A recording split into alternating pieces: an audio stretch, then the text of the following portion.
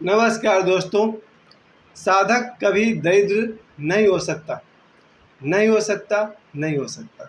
मैं इस बात पर 3 बार जोर दे रहा हूँ कि जो साधक होता है वो कभी दरिद्र नहीं हो सकता। प्यारे दोस्तों, सिद्ध होना तो बहुत दूर की बात है। सिद्ध का दरिद्र होना तो आदमी कल्पना के बाहर की बात है। लेकिन जो सिर्फ साधना करते हैं, साक्षी, साधना करने वाले दरिद्र नहीं हो सकते। लेकिन एक एग्जाम्पल मैं खुद हूँ। मुझे जितने मेरे दोस्त हैं, मेरी छोटी बहन बेबी, मेरे बाद वाली बहन माधुरी, उसके बाद बेबी। बेबी की एक लाइन जो है वो मेरा जीवन को बदल के रख दिया। मेरी बहन बेबी कहती थी कि तुम गरीब क्यों है, कहीं ना कहीं तुम सही से सन्यासी नहीं है। क्योंकि बहुत पहले जब मैंने ओशो से दीक्षा ली थी तब मैं ओशो की माला पहनता हूँ और लंबे लंबे गाउन पहनता हूँ मैरून कलर का। तो मेरी बहन ये हमको 3-4 साल पहले बोली, अगर तुम सच में सन्यासी होता तो तुम गरीब नहीं होता। और साक्षी, ये बात को मैंने अपने मन में उतार लिया कि एक दिन साधना में, ध्यान साधना में अपनी पूरी शक्ति लगा दूंगा। बहुत प्रयास मैंने किए और मेरे जितने क्लासमेट्स हैं, बहुत सारे मेरे दोस्त हैं जिनको दिखता था कि यार इसके पास पैसे नहीं है। पैसे तो नहीं है, बात सही है, असली दरिद्रता होता है मनोबल। मेरे पास मनोबल भी नहीं था, मेरे पास साहस भी नहीं।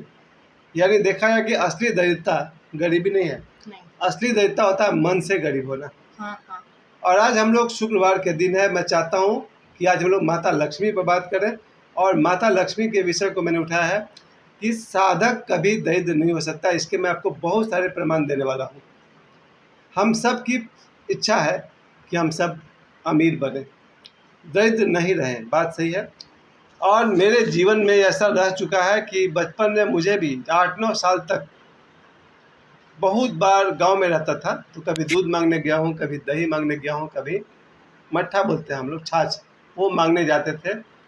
और बहुत एक तरह से दरिद्रता में बचपन बीता। वो इसलिए कि तब ये भारत की एक सुंदरता है, मैं तो ब्यूटी कहूँगा। हमारे गांव में जितने भी परिवार हैं सब एक दूसरे से लेन देन करते हैं। मैं उससे बहुत गरीबी की बात नहीं करूँगा, लेकिन मैंने अपने जीवन में गौर किया कि मेरा बचपन पेनीलेस, पैसे के बिना बीता है। 5 पैसा 10 पैसा कभी हुआ करता था। लेकिन मैंने साधना बचपन से की है। साक्षी, तुमको शायद नहीं पता है, मैं बचपन से ही 5 साल की उम्र से मंदिर में जाता था। मेरा अपना मंदिर है गांव का, फलारी बाबा का मठ, मोथा, छपरा जिला में। बचपन से मैंने साधना शुरू किया। हनुमान चालीसा का पाठ मैंने बचपन से किया। और 8 साल की उम्र में मेरे पिताजी ने मुझसे कहा कि सुंदरकांड का पाठ करो। और मुझे सुंदरकांड 8 साल की उम्र से धीरे धीरे याद होने लगा। कतरास में हम लोग रहते थे। पिताजी खासकर दशहरा के 10 दिनों में और सावन के पूरे महीना में पिताजी मुझसे कहते थे कि सुंदरकांड का पाठ करो। तो हमको बचपन से ही हनुमान अष्टक है ना, संकट मोचन हनुमान अष्टक, बाल समय रवि भक्ष लियो, वो सब बचपन से याद हो गया। बजरंग बाण बचपन से याद हो गया। हनुमान चालीसा का तो खैर इतनी बार हमने पाठ किया है, इसका जवाब नहीं। साधना मैंने बचपन से की दोस्तों। लेकिन आपके मन में एक बात उठेगी कि भारत कभी सोने की चिड़िया थी। भारत एक अमीर देश था और इतना अमीर था कि यहाँ पर इसको लूटने के लिए बाहर से, दूसरे देश से लोग आते थे। लोग किसको लूटते हैं? गरीब को थोड़ी कोई लूटता है, अमीर को लूटता है। और भारत इतना अमीर था कि भारत के विषय में कहा जाता है कि यहाँ वशिष्ठ जैसे महर्षि हुए, जिनसे कुछ लोग कहते हैं कि राजा दशरथ भी लोन लिया करते थे। सोचिए, महर्षि वशिष्ठ के पास कितनी संपदा रही होगी कि राजा दशरथ भी यज्ञ करने के लिए या युद्ध करने के लिए उनसे लोन लेते थे। हो सकता है ये बात गलत हो, लेकिन मैं इस बात को मानता हूँ कि विश्वामित्र जी, इसके विषय में मेरे गुरु डॉक्टर नरेंद्र दास श्रीमाली जी कहते हैं कि विश्वामित्र जी ने जब लक्ष्मी साधना किया था तो कहा जाता है कि धरती के one of the richest man थे विश्वामित्र जी। और उनका ही देन है गायत्री मंत्र, ओम भूर्भुवः स्वः। आप सभी जानते हैं इस मंत्र को। रविन्द्रनाथ टैगोर ने कहा है, आदरणीय रविन्द्रनाथ टैगोर ने कहा है कि मैं गायत्री मंत्र का पाठ किया करता हूँ। जरा सोचो, साधना की शक्ति। लेकिन आप सभी जितने लॉजिकल लोग हैं, आपके मन में उठता होगा कि नहीं, गरीबी मिटानी है तो हमें पढ़ाई लिखाई करनी चाहिए, गरीबी मिटानी है तो हमें मेहनत करनी चाहिए। लेकिन आज मैं जीवन का एक तीसरा एंगल दिखा रहा हूँ, जिससे मैं पहला एंगल कहूँगा, गरीबी मिटानी है तो साधना करनी चाहिए। ये सच है कि पढ़ाई भी एक साधना है, और अगर ईमानदारी से पढ़ाई की साधना की जाए तो उसके परिणाम बहुत सुंदर है। पर ध्यान रहे, पढ़ाई अपने आप में सब कुछ नहीं होता है। अभी 2 दिन से पढ़ा लिखा तो मनीष दुबे भी है। मनीष दुबे क्या पढ़ा लिखा नहीं है? कमांडर है ना। हाँ। क्या कर रहा है वो? पढ़ लिख करके नाम डुबा रहा है। अब तक का जो न्यूज़ हम लोग देख रहे हैं उसके अनुसार शिक्षा से चरित्र का संबंध ही नहीं दिखता है। लेकिन मैं आपको बाद में बताऊंगा, साधना का संबंध चरित्र से ही है। जिसके अंदर शील नहीं है वो साधक कभी हो ही नहीं सकता। जिसके अंदर चरित्र नहीं है वो साधक कभी हो ही नहीं सकता। कैरेक्टरलेस आदमी साधक नहीं हो सकता। That's all. सही बात। चरित्रहीन व्यक्ति, मेरे बच्चे को तो शायद समझ में नहीं आएगा कि चरित्रहीन क्या होता है, उसकी सीमा क्या है, लेकिन आप सभी को पता है चरित्रहीन व्यक्ति साधक नहीं हो सकता, लेकिन साधना प्रारंभ जरूर कर सकता है। उसे भी तो अपने बीमारी से मुक्त होना है।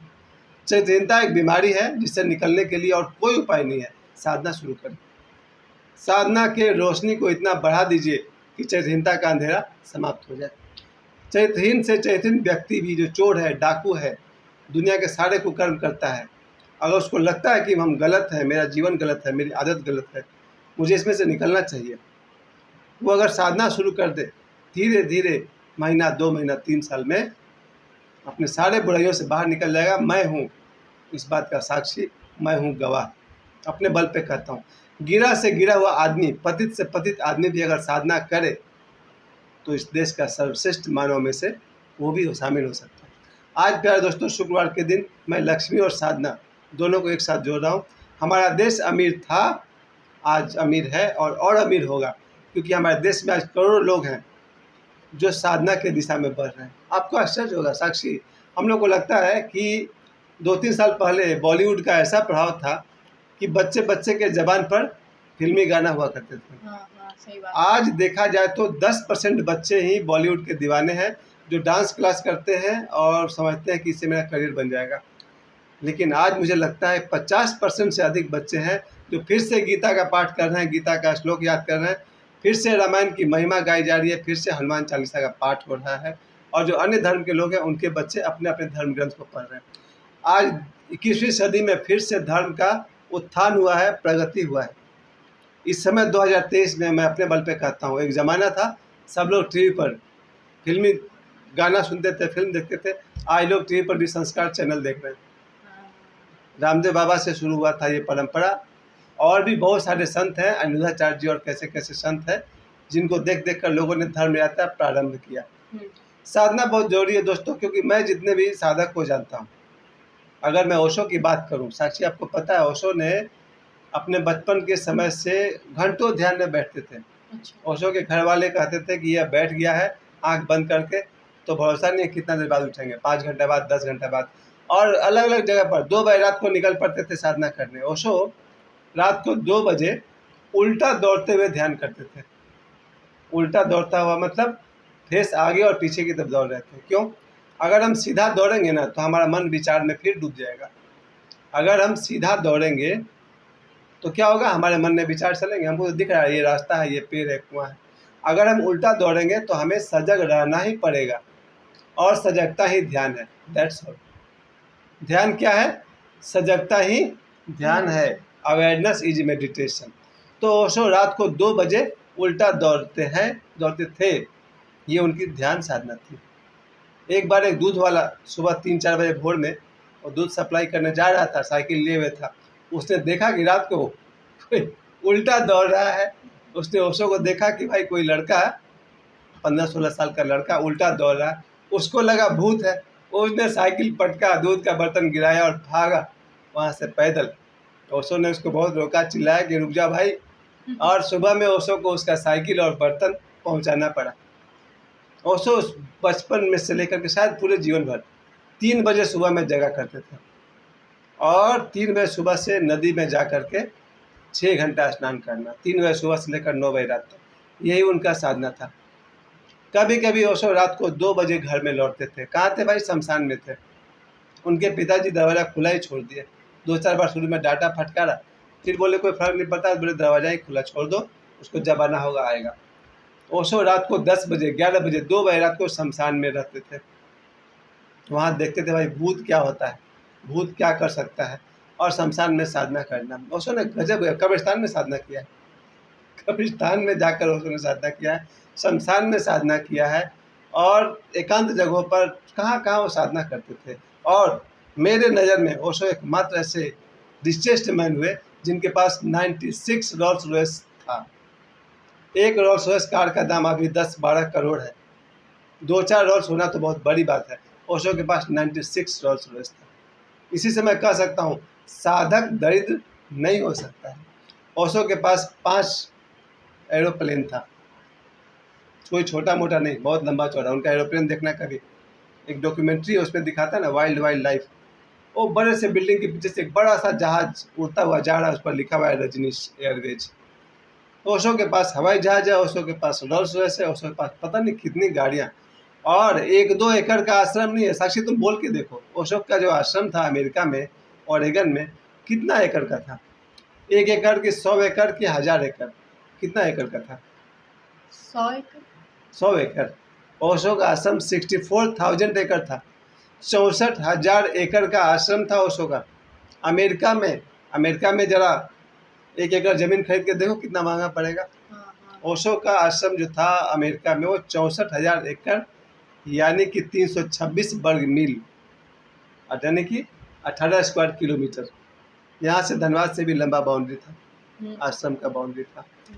प्यारे दोस्तों, ओशो ने साबित कर दिया कि साधक कभी गरीब नहीं हो सकता।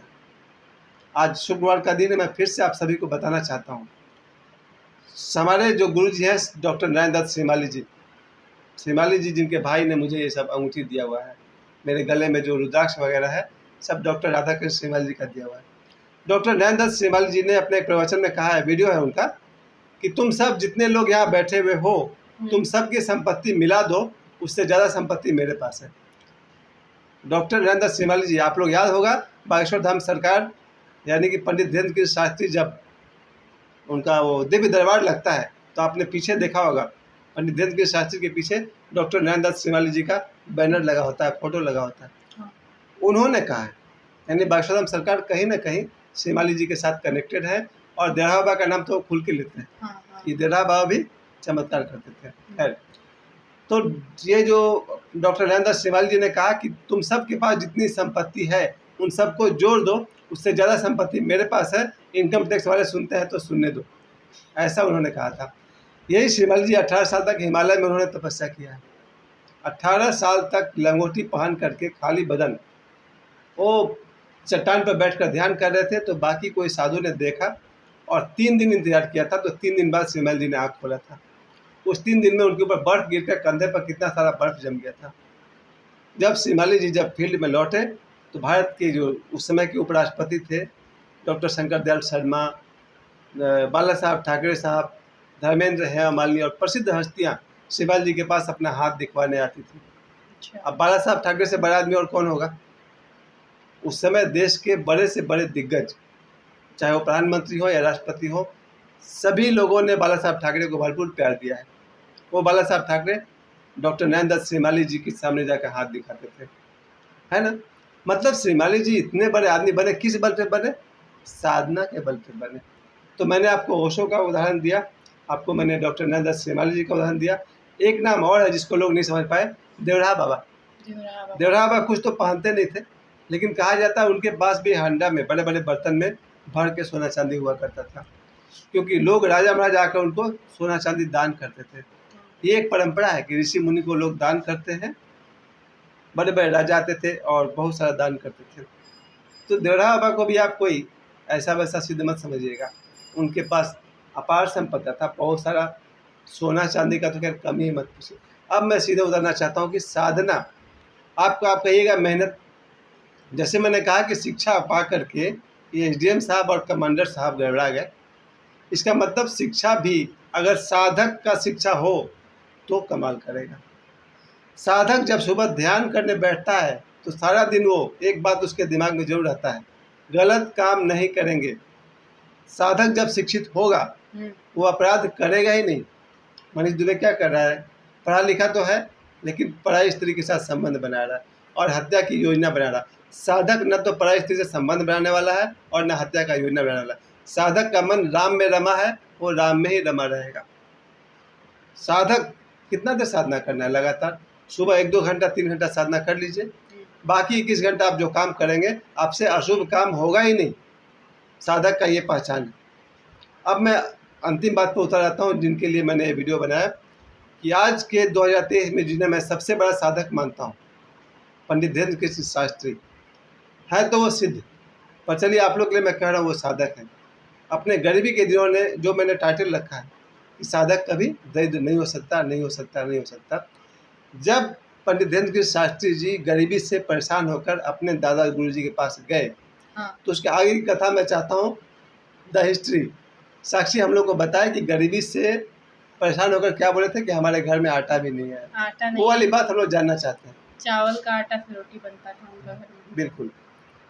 बहुत परेशान हो गए, तब वो अपने दादा गुरुजी के पास गए और उनसे पूछने से धन कहीं है तो बताइए। हाँ, थे तो बच्चे, फिर उनसे बढ़िया वो हम क्या बोलते हैं, दादा गुरु जी कितने बड़े सिद्ध थे। कहते हैं पंडित धीरेन्द्र कृष्ण शास्त्री कि अगर मैं ABCD हूँ तो उनके दादा गुरु जी Z तक थे। दुनिया में कोई ऐसी सिद्धि नहीं थी जो हाँ। दादा गुरु जी के पास। वो टीन में जो पानी भरे थे वो आप बता सकते हैं हम लोग को? कहीं यज्ञ हो रहा था? पानी से घी बना दिए थे, मतलब पानी को घी बना के उसमें पूरी छनवा दिए थे। बिल्कुल। गांव के बगल में कहीं यज्ञ हो रहा था जहां पर 3 टीन घी कम पड़ गया। तो रात को कौन कहाँ जाएगा गाड़ी लेकर घी लाने के लिए।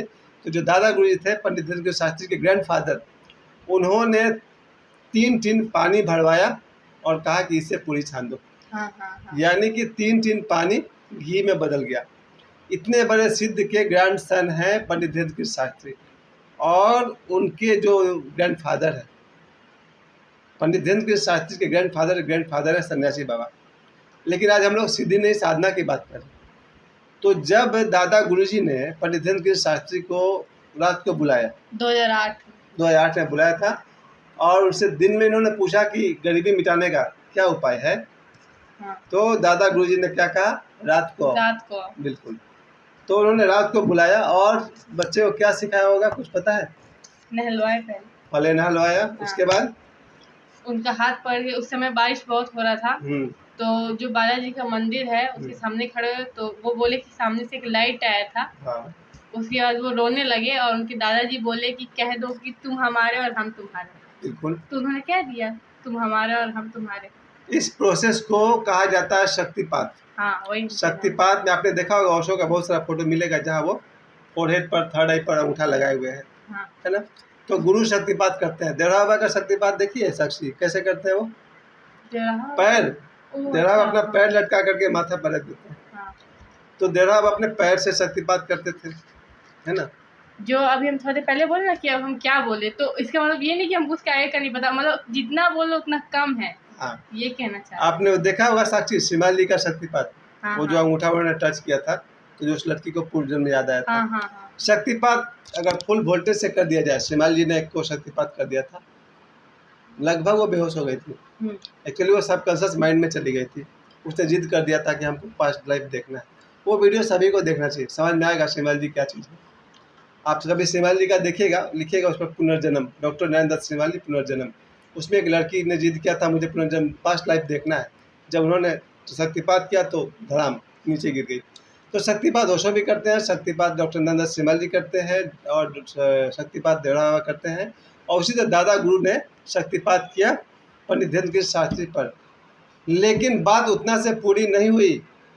तब दादा गुरु ने कहा कि तुम्हें साधना करनी होगी। यही हमारे आज के वीडियो का मुख्य विषय है, साधना करनी होगी। और पंडित धीरेन्द्र कृष्ण शास्त्री जिन्हें हम सब बागेश्वर धाम सरकार के नाम से जानते हैं, उन्होंने साधना की। कैसे साधना की? 1.25 महीने तक उनको नींद और खाना पीना सब त्यागना पड़ा। 1.25 महीने तक वो गुफा में, हम वीडियो देख चुके हैं, गुफा में उन्होंने साधना की। साधना में मेनली मुझे लग रहा है कि उन्होंने हनुमान चालीसा का पाठ किया है 1.25 लाख बार। मैं भी, चूँकि मैं अपना ये साधना सबको बताना चाहता हूँ कि मैं रात को 11 साढ़े 11 बज जाता है, हनुमान चालीसा का रीडिंग करता हूँ, पाठ करता हूँ, खत्म होने पर फिर दोबारा पहला पेज से पढ़ता हूँ, वो खत्म हो गया फिर से शुरू करता हूँ, जब तक मुझ में दम है। रात 11:30 बजे तक हनुमान चालीसा का पाठ मैं सुबह में 11 बार लगातार करता हूँ। 11 टाइम्स सुबह में हनुमान चालीसा का पाठ लगातार करता हूँ। उसके बाद दोपहर में है, शाम को है, रात को है। तो साधना जो उन्होंने किया होगा, मुझे एक लगता है उनमें से उन्होंने 1.25 लाख हनुमान चालीसा का पाठ किया है। क्योंकि उनके गुरुजी जो थे सन्यासी बाबा, उन्होंने 1.25 करोड़ बार हनुमान चालीसा का पाठ किया। जरा सोचिए, आज सन्यासी बाबा का बल ऐसा है कि पंडित धीरेन्द्र गिरी शास्त्री इंग्लैंड और अमेरिका में जा करके भारत का नाम ऊंचा करके आ रहे हैं। इंग्लैंड के पार्लियामेंट में उनको 2 बार बुला के सम्मानित किया गया। यही इंग्लैंड भारत को गुलाम करके रखा था 400 साल तक। उसी इंग्लैंड में वैष्णोधाम सरकार को 2 बार बुलाकर सम्मानित किया गया। किसके बल पर? साधना के बल पर, सन्यासी बाबा के बल पर, दादा गुरु के बल पर। आज भी हमारे देश में, मैंने बेटी को बहुत कल एक मजाक किया था कि जब भी चैनल में किसी को बुलाते हैं लोग सिद्ध को, तो लोग बोलते हैं जहाँ चमत्कार करके दिखाओ, है ना। कौन कौन से बाबा और भी हैं, जो कुटी बाबा हैं और पनोकर सरकार है। मैं सभी को इज्जत करता हूँ। साधना में 2 कदम भी कोई चलेगा तो मेरे लिए आदर का पात्र है। आज नहीं तो कल वो भी पहुँचेगा। चाहे कुटी बाबा हो या कौन कौन नया लड़का लोग हैं, सब नाम नहीं है। सब कोई पनोकर सरकार, जो कि गलत आदमी भी ज़्यादा है, मुझे पता है। चाहे जितना मेरे इन्फॉर्मेशन है, मैं उनसे भी कहूँगा आज नहीं तो कल पहुँच जाएंगे। गलत आदमी भी पहुँच जाता है, बस साधना करते रहे। खैर, मैंने इसलिए भी कहा पनोकर सरकार को, उनसे मैं बाद में कभी बदला लूँगा किसी वीडियो में। मैंने बहुत कुछ बोल दिया था पंडित धीरेन्द्र गिरी शास्त्री को, यानी मेरी बेटी के गुरुजी को। जरा उनका भी कभी सामना होगा मेरे से तो मैं किसी वीडियो में आपको बताऊँगा। फिलहाल मैं ये कहूँगा कि पंडित धीरेन्द्र गिरी शास्त्री ने जब साधना शुरू की, 1.25 महीना तक तो उन्होंने नींद का त्याग किया। मुझे लग रहा है 40 दिन का वो साधना होता है जिसमें साधक को सोना नहीं, सोना नहीं, रात दिन। आप एक दिन अगर रात दिन जग करके हनुमान चालीसा पाठ करेंगे, आपकी कई इंद्रियों की जो शक्तियाँ हैं वो खुल जाएंगी। बहुत सारे ग्रंथि होते हैं, हार्मोन्स होते हैं 3rd आई में और कहाँ होते हैं शरीर में, 7 चक्र की बात करते हैं। तो कोई 24 घंटा लगातार जग करके अगर साधना करेगा तो उसका 3rd आई डेवलप होगा ही होगा। तो गुरुजी ने जब 1.25 महीने तक बिना सोए हनुमान चालीसा या कोई भी साधना किया होगा, उनकी शक्ति डेवलप होना ही था। और 1.25 महीने तक भोजन नहीं करना, क्योंकि भोजन करेंगे तो आपको सुलाएगा, भोजन करेंगे तो आपको बात सुन जाना पड़ेगा। और मुझे लगता है जल पीते होंगे, मुझे क्लियरली नहीं पता है, लेकिन 40 दिन तक बिना जल के रहने से साधना होना थोड़ा मुश्किल हो जाएगा।